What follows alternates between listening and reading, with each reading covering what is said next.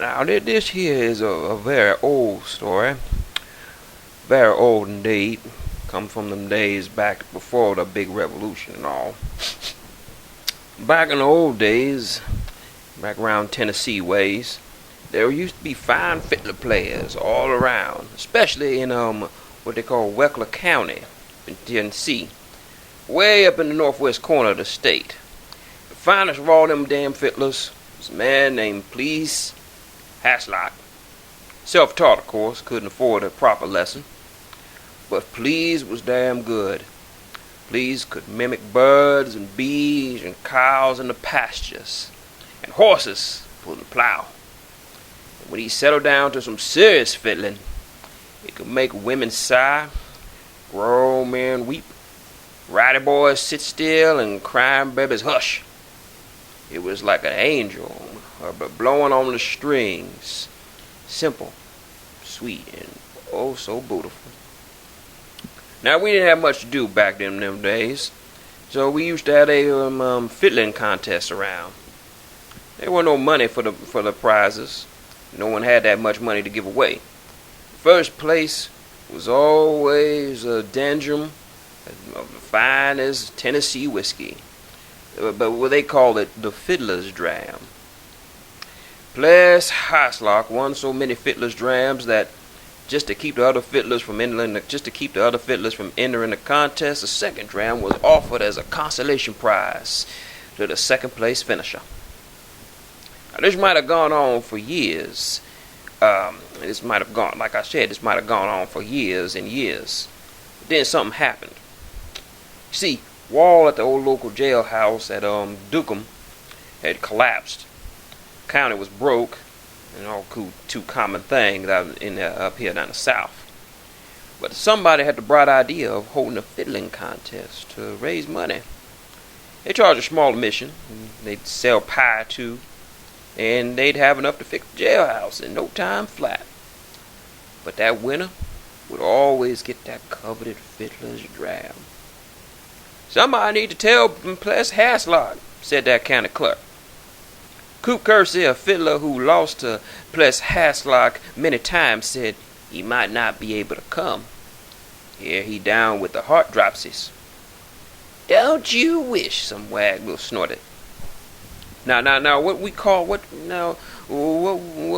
heart dropsy, that was called a pulmonary edema, I believe that's called. It's an accumulation of fluid in the lungs and around the heart that could lead to cardiac arrest or heart attack for y'all folks who don't know. Now, if you killed you fast, you just plumb drown in your bed one day. If you kill you slow, you get weak, then weaker and weaker, and feel like an oppression's on your chest till your heart just simply stops. Dropsy ran in Ples Haslock's family, so it was reasonable to assume that he was going to catch it one day. Now, when that county clerk rode out to the country to tell Ples about the contest, that boy was indeed on his sick bed. But I'm feeling a little better, something better than I did yesterday, he said. Tell them folks I'll be there. I'm going to win that Fiddler's Dram. Now, on the night of the contest, Ples didn't show up. Now, Peoples was disappointed, but they were treated to a fine fiddling face-off between Coop Kersey and another local fiddler player. I remember his name is Rob Redden. Fine man, they was. They wasn't no Ples Haslock, but they were fine men. They were both they were masterful showmen, them boys. Coop up first played an old tune called Leather Britches. Brought that house down. As for Rob Redden, he not only played the hell out of Hell Broke Loose up there in Georgia, but he got a standing ovation for some time. Now here's the crazy part. Now you listening? You listening?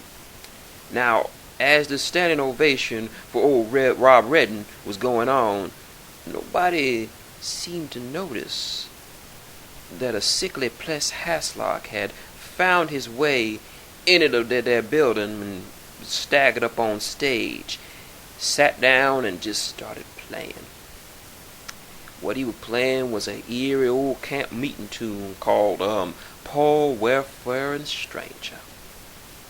As soon as he started playing, the whole building just settled down and everyone started to listen.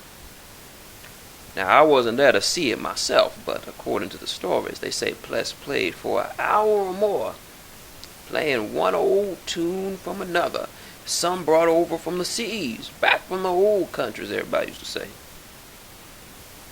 And by the time he finished, the crowd roared in his approval as the judge, of course, awarded Pless Haslock that coveted Fiddler's Dram. Now, Pless, not saying a word, he pulled that corncob stopper out of that demijohn with his teeth, took a long, long drink from his prize, and it crashed over backwards. Now, at first, people thought he was just playing around or just plain stone cold drunk, but as the few minutes ticked by, they noticed that he wasn't really moving, not even breathing that much. They called for a doctor who happened to be in the audience. He came up and they'd hoped it would save the poor guy's life, but turns out poor Pless Haslock was stone dead. And but here's the thing, from what I've been told, as the doctor worked on and looked over poor Pless Haslock, they began to notice that his clothes were muddy. Now, I know that he came from a very muddy side of the country, but his clothes were just covered in just dirt and soot and all manner of earth and disgust. And no one noticed until they looked up close. Now, this is while they were waiting for the doctor, but after the doctor arrived and he examined the body, and he just said that the man was dead. And then he asked a question. He said, "How did this man get here?" The judge just said he walked in. Must have come in from across the swamp by the mud that is in there. He fiddled for a while and took a drink from that Fiddler'S dram and just fell over dead. "Not hardly," said the doctor. "This man's been dead for at least 2 days. By the look of his clothes, I'd say he was buried in them too."